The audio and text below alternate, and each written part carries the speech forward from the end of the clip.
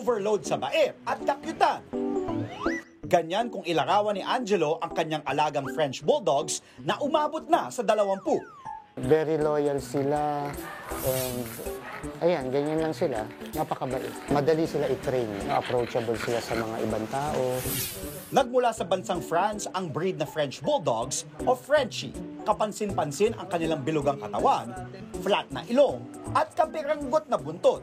Hindi sila French Bulldog pag hindi sila umuutot. Kahit natutulog sila.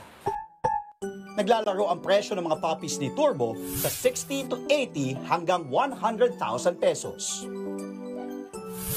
Gaya ng iba pang bulldog breeds, kailangang regular na punasan ang folds sa mukha ng Frenchies. Sensitibo din sila sa temperatura, prone sa pagtaba, at hindi pwedeng mapagod ng sobra.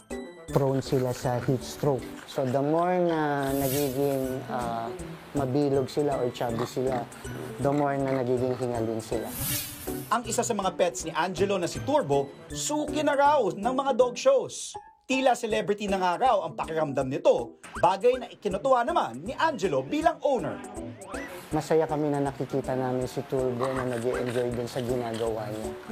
So gustong-gusto niya kasi yung naglalakad siya sa gitna ng red carpet, na nasa sentro siya ng ilaw.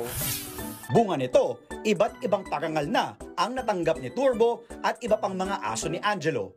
Patunay sa pagmamahal at tamang pag-aalaga nila sa mga ito.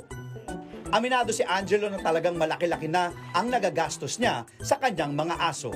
Pero para sa kanya, hindi ito makukumpara sa sayang hatid nila sa kanilang buhay. Mga kapatid, Dimples Romana po, kumpletuhin ang inyong umaga ng mga kwentong puno ng inspirasyon.